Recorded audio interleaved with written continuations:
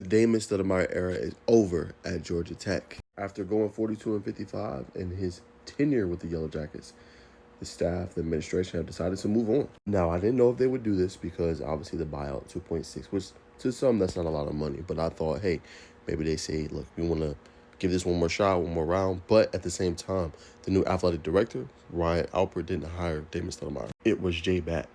So obviously they're looking to go in a different direction and they want to remain competitive. Now, this is what Jeff Goodman had to say. He said Stoudamire didn't have the necessary resources in his tenure with regards to NIL, but is also the latest former NBA player that hasn't been able to get it done at the high major level in college basketball. So two things. He's been obviously rumored and linked to the Oregon State job, so he'll probably try to obviously pursue that. And then two, he could even look to go back up to the NBA and be an assistant potentially after this move. So that's probably what's next for head coach Damon Stoudamire. In terms of the Yellow Jackets, I don't know where that leads you, right? Like, who would you go get? There are a lot of obviously good assistants out there that could obviously help them. The Belmont head coach, he would be obviously a great addition to them. St. Louis has been doing their thing. He would be another head coach that they could look to go pursue. But to Jeff Goodman's point, there's not a lot of NIL that goes there. Remember, it's football, it's baseball, then it's basketball. And again, they want to be competitive. The one thing I can say, and I'll give credit to Coach Damon Stoudamire, is one, his team always played hard. Look at that game against Clemson. They had them boys on the ropes. And all them boys play obviously at a high level. So that's numero uno. Like, you know what I'm saying? It was bad. Yes. They lost 12 consecutive games. Yes. They won 11-20, only won 2 games in the ACC. That's not going to cut it. I'm with y'all.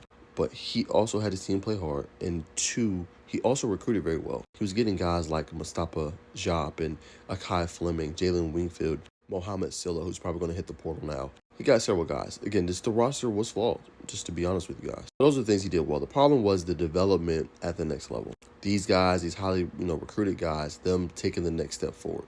And we see Baidongo obviously regress. We see Akai Fleming take the next step forward. We've seen Jada Mustaf, who got a lot better.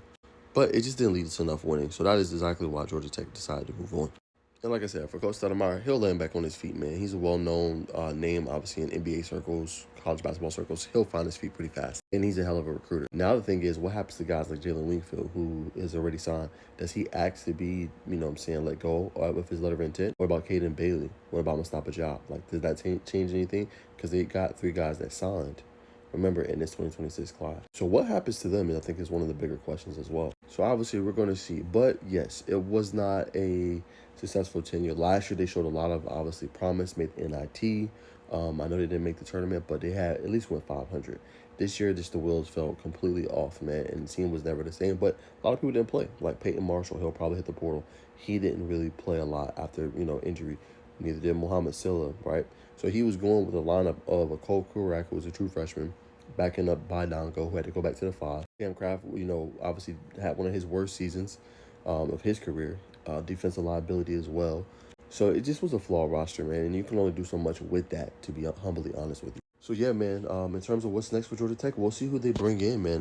But I think if they want to get this program back to a level that it's been known for, winning national championships, being one of the best teams in the ACC, they have to invest in the program, and they have to direct NIL funds. With so many great players that have come through, like a Chris Bosh, a Jose Alvarado, a Mon Shumpert, a Dennis Scott. They've had way too many good players come through the program to not have it at a level that it should be. No, will they ever be the brand of a North Carolina, of a Duke, of a Kentucky? No, but they're not. They should be like that second tier. They should be that next, right up under them when you think of brands in college basketball. And in order for that to happen, you have to invest. I think they have helped in terms of lowering maybe their standard just a little bit. Not saying it's easy getting to Georgia Tech, but I don't think they have that high, like, you're going to have this 4.0 GPA just to get in. So I think they've obviously calmed that a little bit, but you have to be able to use NIL funds, get the right coach in there, get the right players in there, and obviously be able to play at a high level. So it's going to be interesting to see what they do moving forward. I have an article that's going to be dropping about some coaching candidates that they can do. I can't think of them off the top of my head,